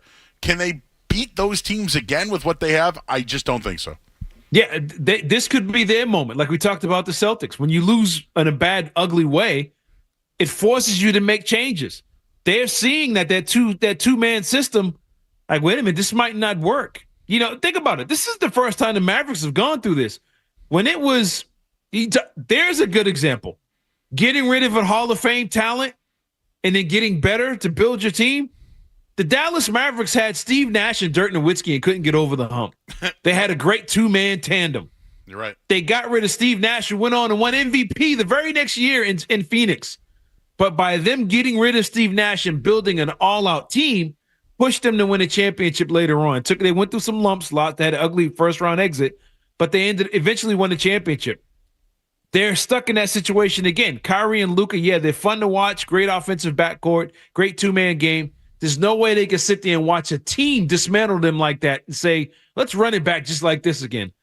They might have to go to a team effort, but the question is Luka going to be willing to go to a team effort? Is Luka going to be willing to sacrifice the way Tatum did going into next season or any future seasons and play a team game like he should be used to in FIBA? But that it's yet to be seen. And the only other issue is with the Minnesotas and some teams like that, can you keep guys humble enough not to want to get paid and leave and just give up on the whole process? That's a hard thing to do in today's sports because there's so much money out there. Celtics did it, but that's a tough challenge for a lot of teams out there to keep their young core together. OKC, can you keep Shea in Oklahoma? Can you keep him there? Or will the Knicks or LA or one of those teams get this kid to come out and go to a major market where he can brand himself a little better? That's a challenge for a lot of these teams right now. All right, let's talk to TJ in Tampa. Hey, TJ. Hey, Joe. Yeah, thanks for having me on. Just got a couple quick things. First off, Cerrone, love you, man. North Carolina barbecue till I die. Second off, Derrick White, that's a bad man, busting up his teeth and throwing the mouth guard into the stands. Just saw that ESPN. And third off, just want to shout out Shvi Mihailuk. He's more finals points than Embiid has in his career. So let's run it back, baby. Hey, by the way, shout out to Shvi Mihailuk. He played Luka Doncic in practice. He was the guy that was doing the honor, and he got tons of credit from guys all series long. When they were up 3-0, that's all I heard. I heard all these stories about Shvi Mihailuk's been awesome in practice. And, shout out to him, right? I know he's been a bit player at the end of a bench, great shooter early in his career. He's made a living in the league. I know he is at the bench, at the bottom of the bench, but was a big part of what they were doing in practice. I didn't know that story. That's pretty huge. Good for him. Everybody has a role, man. Everybody has a role to winning. If you don't have that, there's no game plan. It's harder to game plan for. I mean, the Malcolm Butler story, we heard how they ran that play in practice over and over again, and he was ready for it. His time came, he made the play. So you never know when your number's going to get called or what your value is going to be. You have to be willing to be humble and willing to sacrifice and be willing to play those different roles, even if it is in practice and leads to the ultimate goal of a championship. But I love the touch by the last caller. More points than Joel Embiid has in the finals. I love that. He's never been past the second round, by the way. Talking about they wouldn't have won if he was there. Like, dude, stop. Just stop it. Just go on somewhere. But, yeah, I mean, it was a good effort, good team effort by everybody. And everybody on that team earned their ring and earned this. Even the guys that were in the G League championship. Yep. Those guys, Neemias Queta had big roles for them. Davis and Walsh. Those guys played huge for this team, had their huge moments this season where they fit their role. So good for them, good for everybody. Let's talk to our buddy Einbein. Paul, who's on our YouTube chat. Hey, How are you, buddy? Joe. What's going on, man? So, first of all, I just want to thank you, Skaz and Cerrone, for doing this because it's phenomenal being able to hang out and listen to you guys talk about this exciting win. Jim Love is here, too. He's hanging out till 2 a.m. next to me right okay. now. Well, sorry, So Jim, shout out to didn't Jim leave you Love out. as well. He's got to carry all this stuff Jim, on. Of course.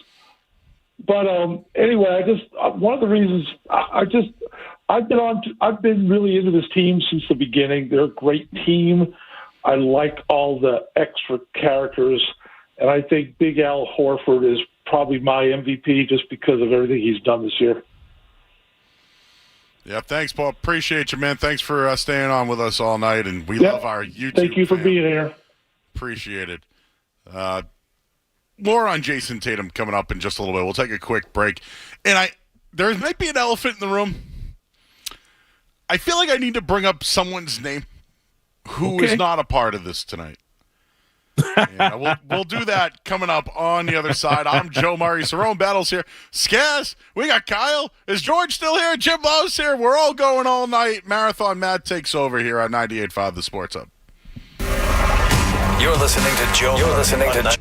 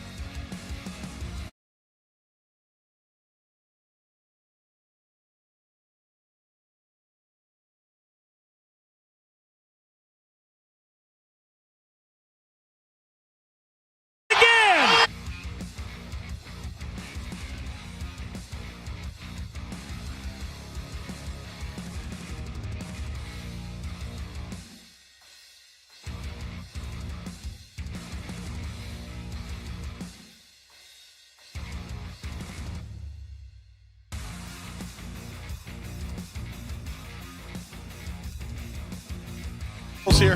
I'm Joe Murray, Skaz as well. I teased this before the break, and we have an update on Kristaps Porzingis we'll give you before we get out of here. All right, so I asked the question. There's somebody that was on my mind tonight that's missing. I wanted to just go around. Cerrone, because let's just say that Jim Louth and Skaz both said Grant Williams, who is in the locker room tonight, by the way. Oh, you said Smart. I'm sorry. So Jim said Smart. Sorry, Jim said Grant Williams. Skaz said Smart. I don't know if you have a guess of somebody who wasn't here tonight, Cerrone.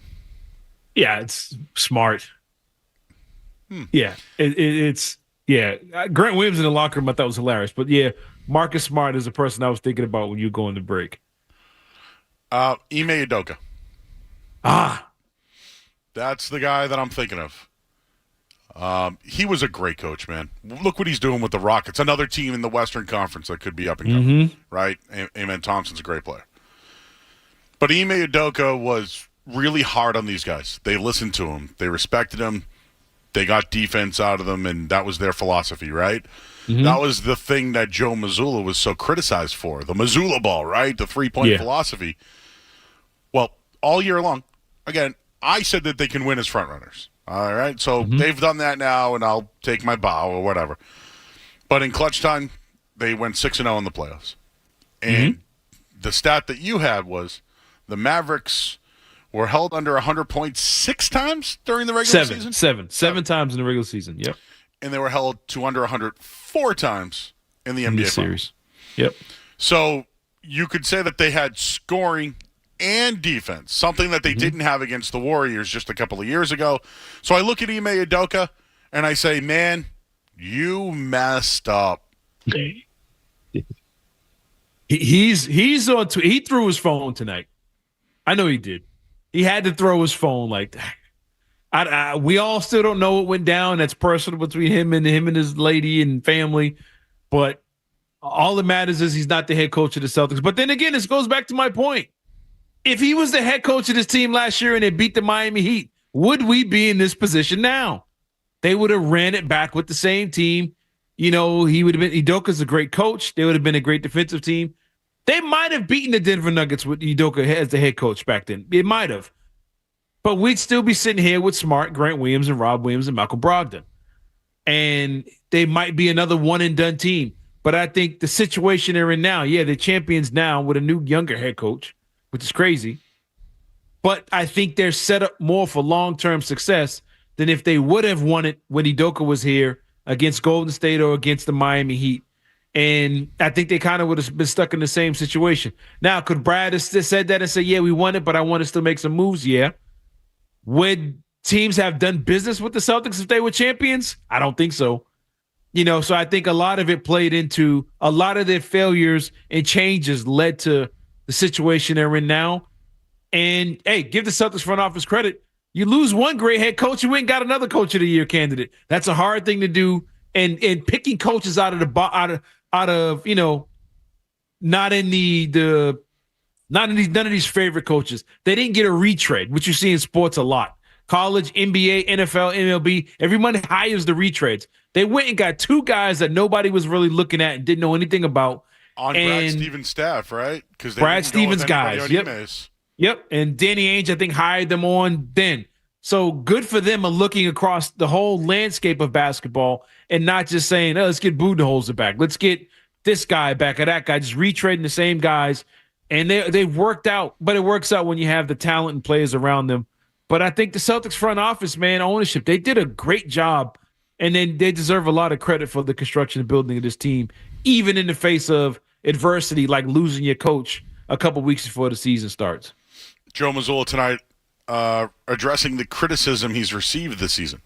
It's Boston. I wouldn't want it any other way with his kid up on stage with him. So that's the quote there tonight from Joe Missoula, NBA champion head coach Joe Missoula.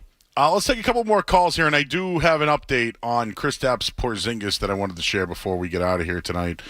So let's go back to the phones here. Let's talk to Jason in Hanover. Hey, Jason. Hey, guys. Thank you so much for taking my call. The two of you, Joe and Cerrone, are as good as it gets. Can't appreciate listening to you guys more. The first point, and I thought of another one while I was waiting on hold.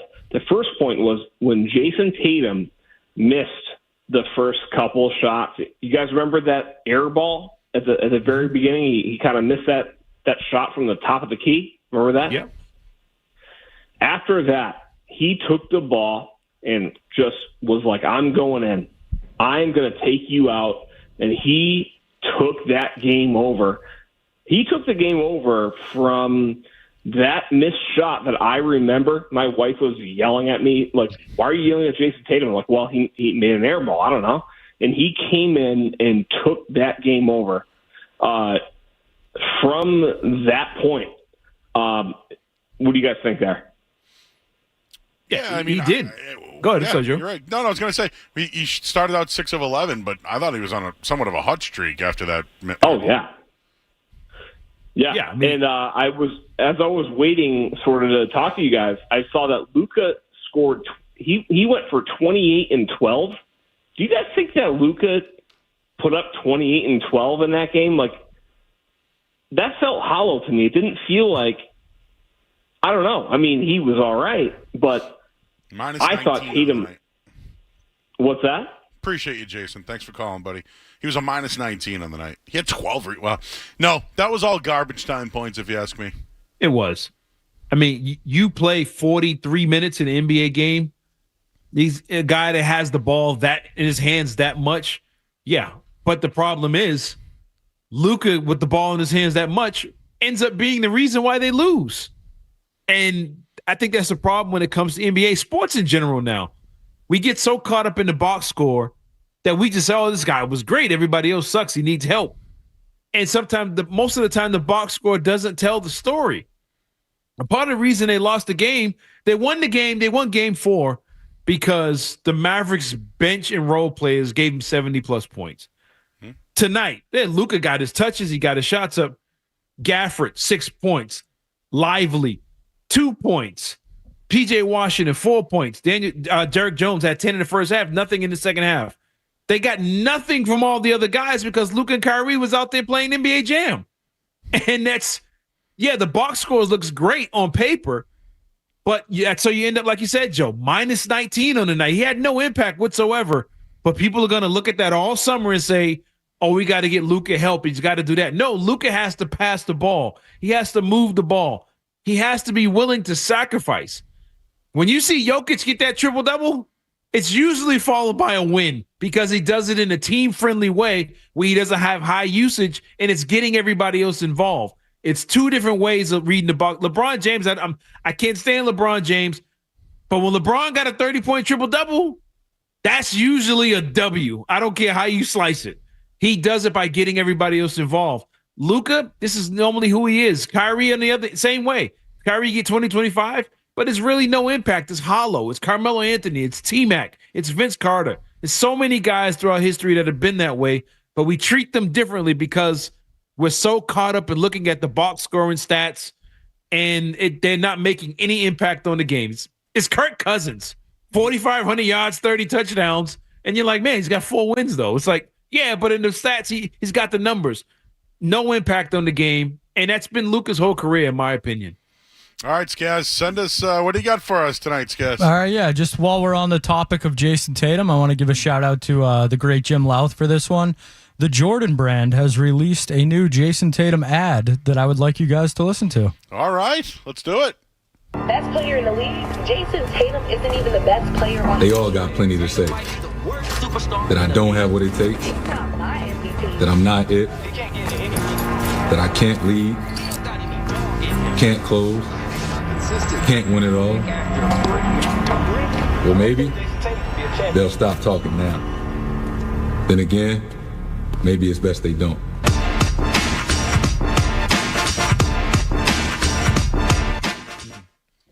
I like it. Reminds me of Here's What They Think About You. Going back to the Ice Cube days, right? Here's what they think about you. I like it. I wonder if any of that audio was 98.5. We might have to listen to that again tomorrow. I was taking a close listen. I didn't hear any, but the sentiments sure felt similar. Yeah, I was trying to hear if people said he doesn't have it. He's not the dog. He shoots too much. There's been a lot said about Jason Tatum, but one thing you cannot deny is he is an NBA champion. We'll wrap things up on the other side. Cerrone Battles here. I'm Joe Murray. We got Skaz as well, and we got that update on Kristaps Porzingis. We'll share that to you, and then we'll hand things off to Marathon Matt McCarthy coming up next here on 98.5 The Sports Hub. More Joe Murray coming up on the Sports Hub.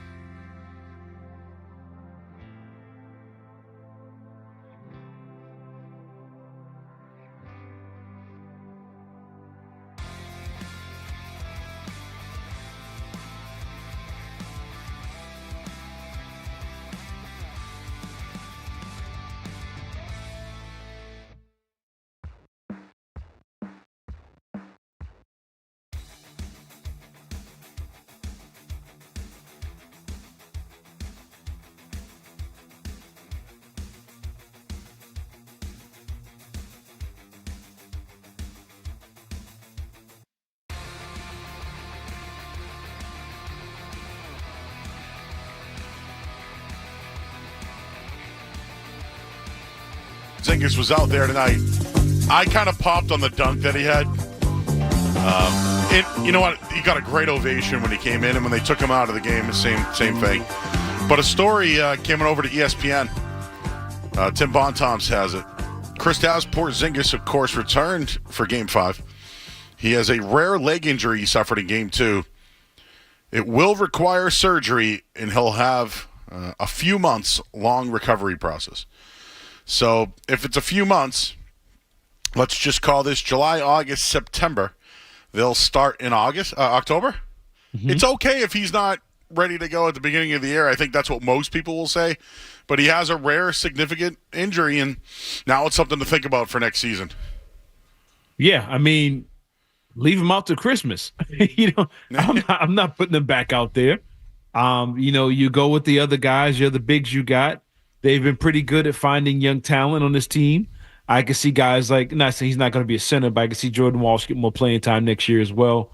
My dream scenario, his name keeps slipping in the draft. Go out there and get yourself player of the year, Zach Edey, to play your center position. And I think you continue to roll this thing. Get the big 7-footer down there who can stretch the floor, shoot it, post up, play defense, run the floor. Guy was giving UConn 30 buckets, and they were the best team in the country. So you find a way to get you got to find young talent if he's healthy or not at the center position. But I think you're in no rush to get this guy back. You play it cool with him, and I think you play him the way you played Al Horford. No back-to-backs. You let him chill late in the year. And look, man, you try and run it back. But get him healthy, and I think you're still in a good position, and you still try and build your roster after that. All right. I see our whole NBC sports crew walking by us right now.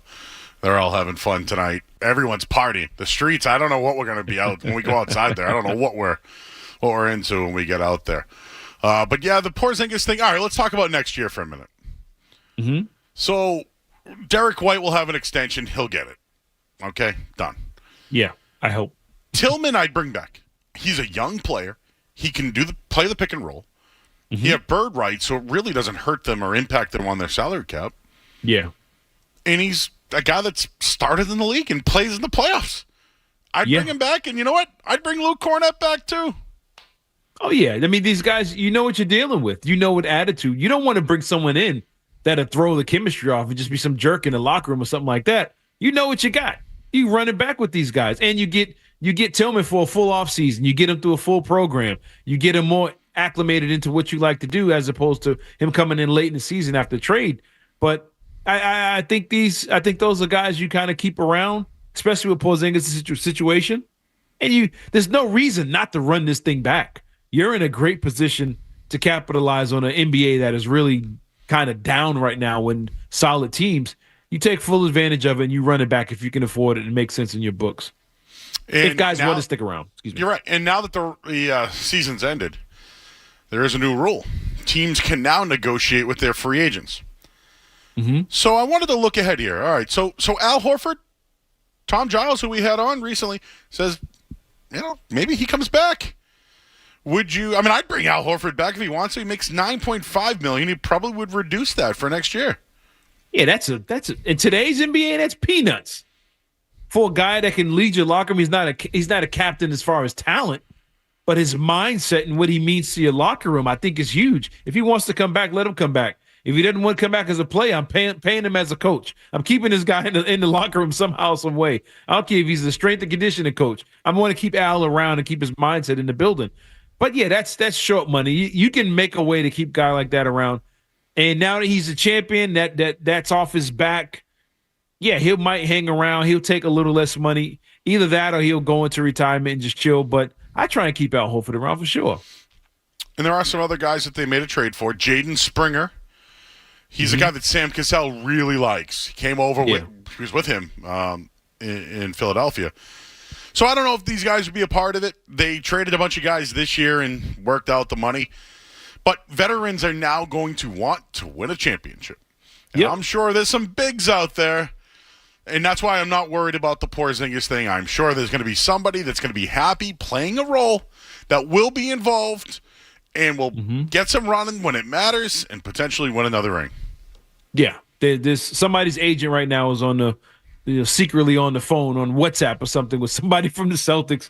There's somebody trying to get a connection or a piece of the Celtics thing here. And it's a great situation to be around. It's a great team, great story, and a really, really likable team with no real issues. So people are going to want to be a part of this and want to jump on, even if they take less money to do so. All right, Cerrone. It's been great, man. Love working with you. You're an excellent analyst, my man. I got to tell you that. You got your first championship. You're a made man now. We're all made. But no, for real, man. Love working with you. Excellent job, man. Same here. You're a great analyst. Same here, man. I really appreciate the opportunity, and thanks for having me on with you. And, man, I got to be up with you today. I meant to say this. with you on the lights, man, out in front of the garden. I said, man, Joe got me up there, got my face up there with him, man. It's a cool moment. I might have put that on a picture frame, but thanks for having me on here with you, man, and look forward to doing this again sometime, man. And thanks to everybody that's out there that can hear me from the station out of there with you tonight, and get yourself some rest and get home safe, man. We'll put it on a T-shirt. That was the saying all year long, right? Or this year's team would have lost. Yeah, they would have lost. They would have lost it tonight. Lot of things just coming back around here. All right, great job, Cerrone Battle. Excellent. Again, great analyst here with us at 98.5 The Sports Hub. I also want to thank Skaz. Great job. We'll recap this all tomorrow night, my man. We're here for 4 hours, 7 to 11 tomorrow night, so we'll break down everything. Skaz will just get his takes all night long. He'll be up all night long. Speaking of being up all night long, Marathon Matt McCarthy is coming up next. And shout out to our buddy George Sepulveda. He's going to take over on the board. Kyle, excellent job as well. Jim Lau, thank you, sir, for staying up with us. Rick Radzik, excellent job. The Knudsen's, everybody. And our thanks to our friends over at Big Night Live for hosting us here tonight. I'm Joe Murray. We're getting out of here, everybody. Skaz, I'll talk to you tomorrow for Cerrone Battle. Skaz, I'm Joe Murray.